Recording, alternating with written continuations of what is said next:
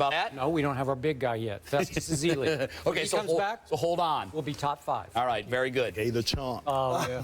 One of Beat you guys in the conference. Next up, one of the games that jumps off the schedule this week is the Giants and the Packers, primarily because that undefeated train keeps rolling on, and everybody's seeing when will it jump off the tracks? Will it be filled?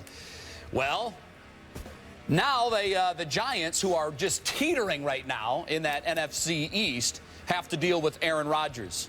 Who wins on Sunday and why? Rob, I will be the first to admit I've spent and much of this morning, third guessing, fourth guessing, fifth guessing, sixth guessing. I've gone back and forth, but I am going to have the courage of my conviction. Don't do it. Don't do it. I'm going to, because I said weeks ago that your Rob Packer, your Green Bay Packers would lose at Detroit, your town, on Thanksgiving, and Sue self-destructed, and they lost Chris Houston and 2 other DBs early, so here we go. So discount that win. And I said they would lose this game at the Giants. I say the luck stops here. Did you watch the luck Giants? stops Wow. here? The Giants against the Saints. Did you watch that at I all? hear you. You Did can make all kinds of cases. I don't have OC anymore, which is a big blow. Huge loss. But I do have Bradshaw back, and I do have Manningham back, and I have Eli playing at a very high level. Maybe not quite Aaron Rodgers, but up in the stratosphere with him. I think Eli's been really good, especially in the fourth quarter. And I think this is going to be a fourth quarter game.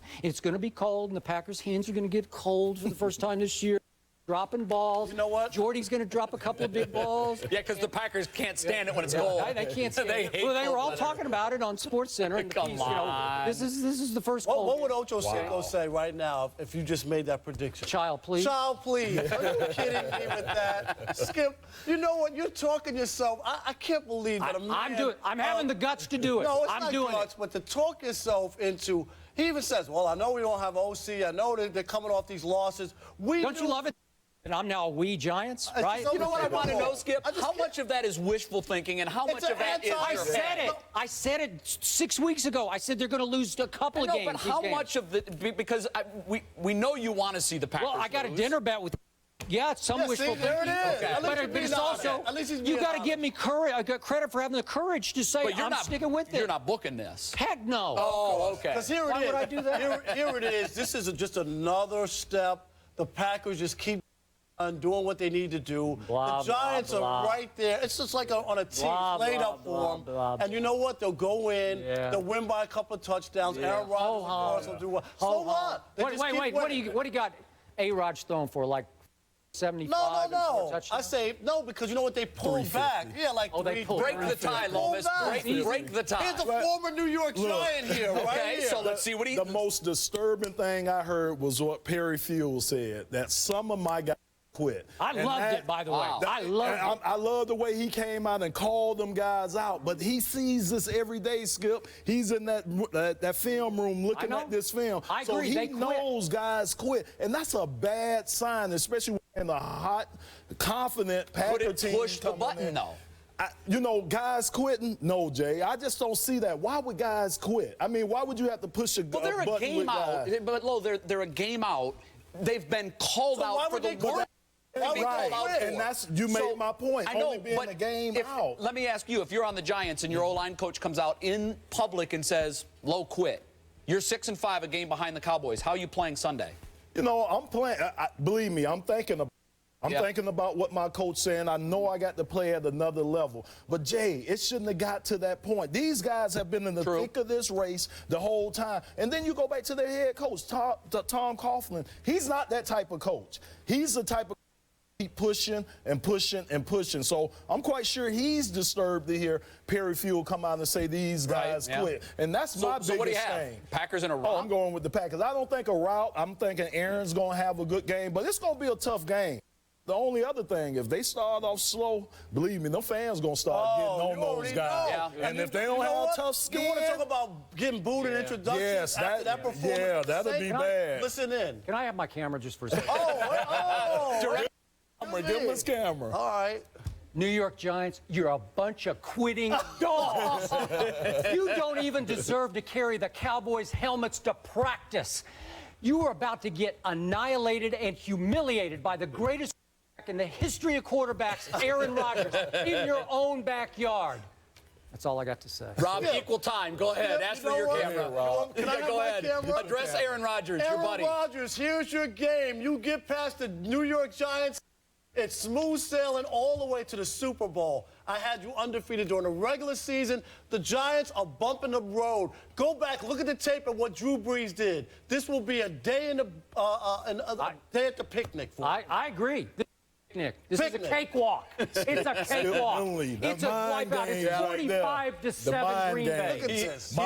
He's the Jedi Master right here. Skip. Well, yeah, it didn't work last year for the Steelers against the Packers in the Super Bowl. All right. I didn't do this. Next up, the Pittsburgh Steelers. Should they fear the Cincinnati Bengals? Look, Pittsburgh looked less than overwhelming when they went to Kansas City and played in a national TV game, winning 13-9 last time. Bengals are surging. Some still question their schedule. Are the Steelers in trouble this weekend? This is a big divisional game. You know what? I don't think they are. And I'm going to say this. Look, they're starting to get healthier. Don't forget in that Kansas City games, no Troy Polamalu, no Lamar Woodley. Right. Both of these guys are coming back.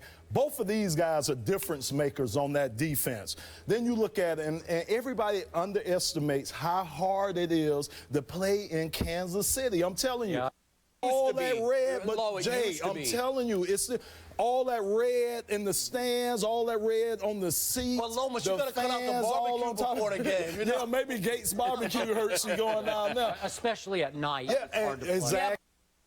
Pittsburgh game, they showed where Kansas City used to have one of the best home field advantages in the NFL. Right. That has gone away over the last year. Statistically, it hasn't been that tough. And Jay, how that place is built, too. It's built down. Yeah. So it keeps that noise in. So it's a lot of things when you go up there to play Kansas City that you're going to be at a disadvantage for. So I know with Troy Polamalu, with Lamar Woodley coming back, these Steelers are going to play a lot. So that's why I'm not fearing that. And plus, they get their own fans will be there. He's still a rookie. He's still going to have growing pains. He's going against the 3-4 blitzing scheme defense of Dick LeBeau. It's going to still cause problems.